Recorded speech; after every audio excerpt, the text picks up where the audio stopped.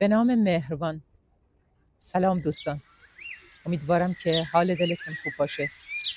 امروز میخوام در مورد کتاب قدرت نفوذ نوشته رابرت چالدینی باهاتون یه بحث و گفتگویی داشته باشیم.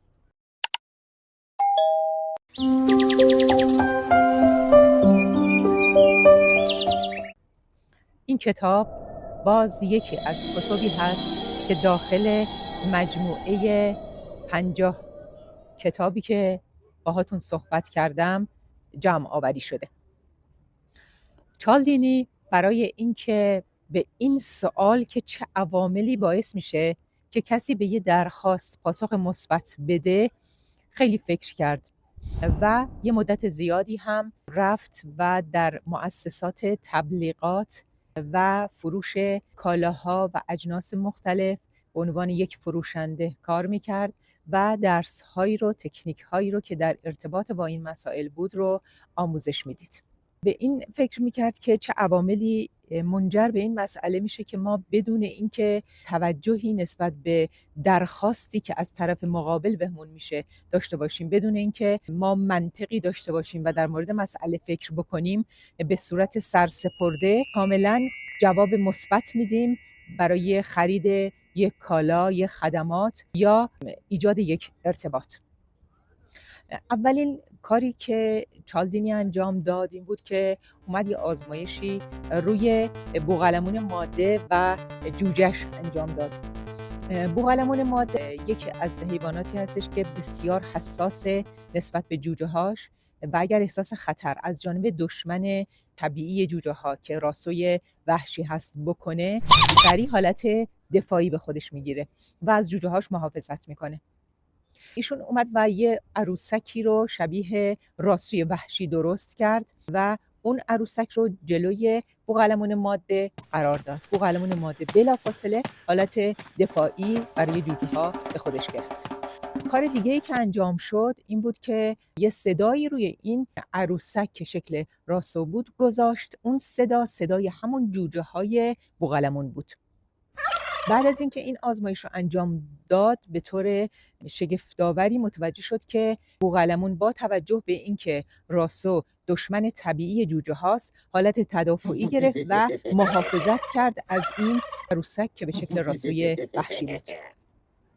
نتیجه که ایشون گرفت تعمیم داد روی انسان‌ها که صداهای جوجه های بوقلمون که باعث میشه مادر حالت تدافعی به خودش خواه نخواه ناخودآگاه بگیره بدون هیچ تفکری، هیچ زمینه ای در زندگی ما انسان ها هم وجود داره.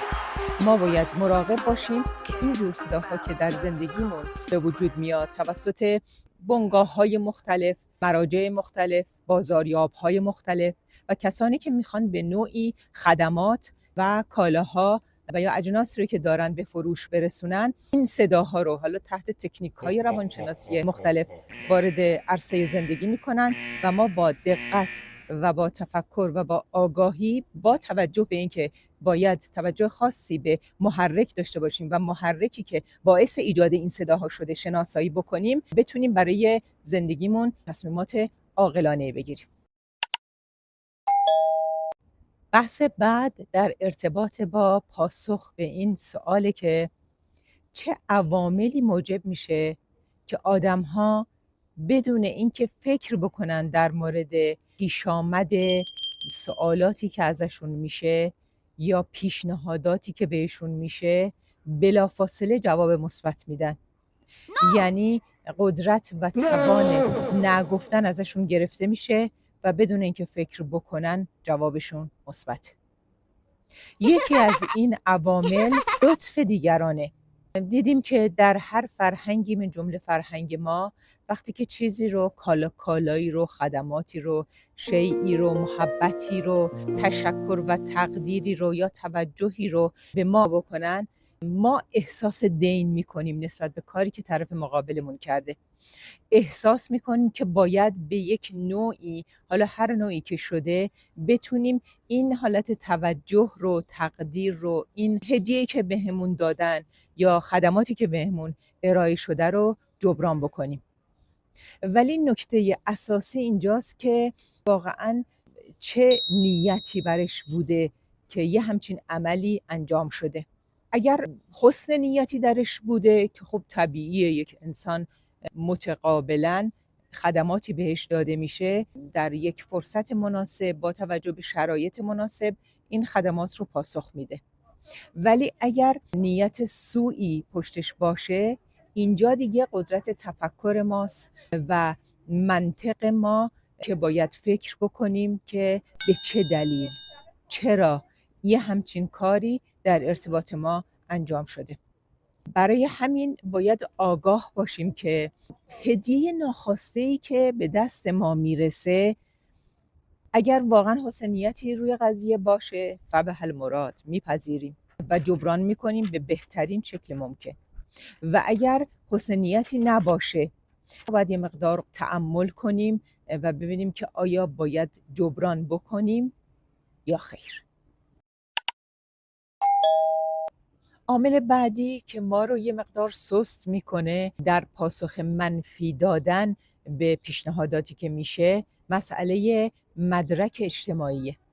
مدرک اجتماعی رو میتونم با یه مثال بهتون بگم. معمولا وقتی که محصولی به بازار میاد، رغبتی از جانب مردم دیده نمیشه برای خرید محصول، مگر اینکه بازاریاب ها به ترفندهای خودشون عمل بکنند و بیان تبلیغاتی رو در ارتباط با اون محصول یا اون کالا یا اون خدمات داشته باشن. اونها معمولا میان از افرادی که محبوب هستن بین مردم، مثل هنرپیشه ها یا گوینده ها استفاده میکنن و محصولشون رو به دست اون گوینده ها و هنرپیشه ها میدن که توسط اون هنرپیشه ها و اون گوینده ها و اون اشخاصی که محبوب مردم هستن اون کالا یا خدمات تبلیغ بشه.